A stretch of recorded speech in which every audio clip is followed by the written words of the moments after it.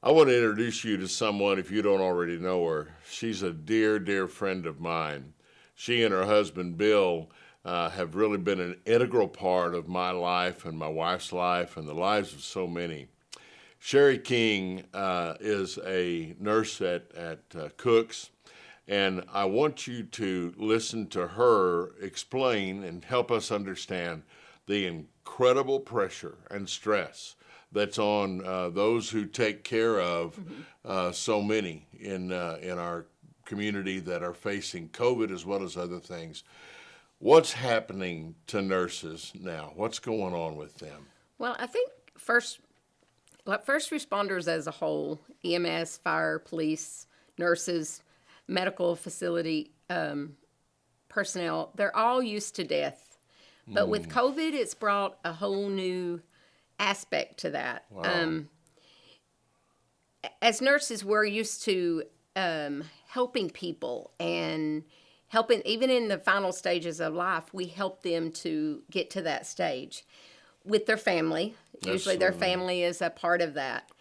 With COVID, it brings on a whole new aspect to the whole thing because their families aren't allowed in the room. Which makes you the only one present to be Yes. with someone when they die. And after you've ministered to them for sometimes a period of a week or Right. more.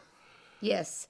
And it's really taken a toll on the nurses, and I speak because I'm a nurse, because they're seeing so much death.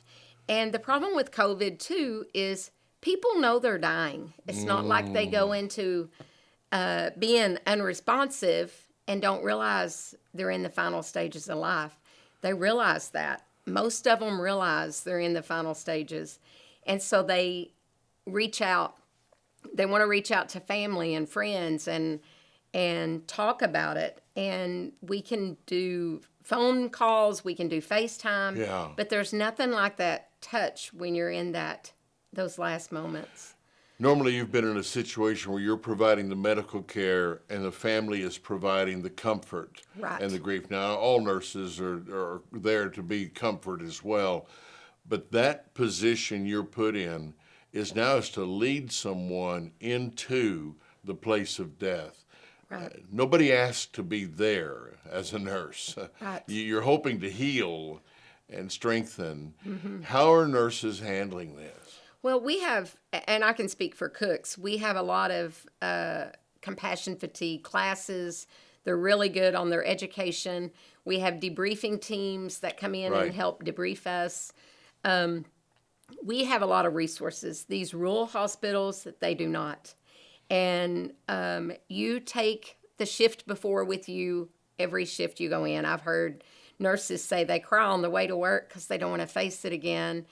And as soon as they can, they're going to look for another profession because this has been so horrible. It's not what nursing is about, you know. It is so heavy that now we're seeing a huge increase in nurse suicides. Yes, we are. And patient suicides. Oh, So wow. we see a lot more patients depressed, and even at Cooks, we've had to deal with that over the last year with this COVID, the isolation that kids feel.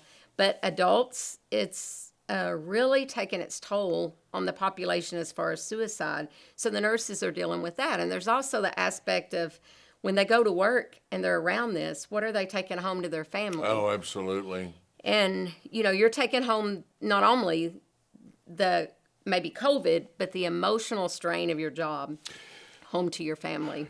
You have also opportunity in this. All crisis provides opportunity. You and I have talked about this. Yes. If someone had to be with that little girl when she died, although you hated to be there, you're glad you were there. That's what you Right. committed yourself to, and yet the weight of that is still there.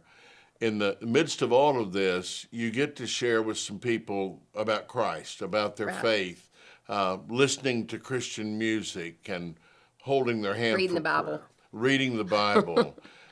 This Yeah. isn't blocked out or said you can't do this in Right. some way, that you can minister spiritually. And what a gift. What a Yes. gift to those people to bring hope into the midst of that death.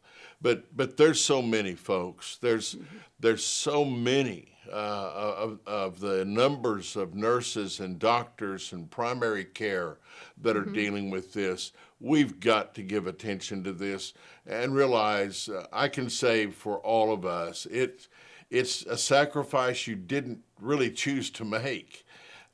You were just going to work and being a nurse and dealing with a little bit of that which created death, but more that supported and brought hope and brought life and Right. healing, and now it's just flipped. They're seeing death every day, and some of these adult hospitals, they have numerous deaths a shift that they're having to deal with.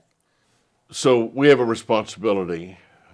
One, if you know a nurse or a doctor or someone in there, please tell them how much you appreciate what they're doing. Encourage them, pray for them, but understand they're not above the pain and the grief and the suffering that goes with watching someone die, someone leave this earth. And so to you, I say thank you. I just thank you. I don't know what else to say, but I pray for strength and courage, and I pray that soon this will pass and we'll be able Yes. to get back to some form of normalcy. Yes. God bless all of our first responders, and may God give you the strength to know that your service and your ministry is so special.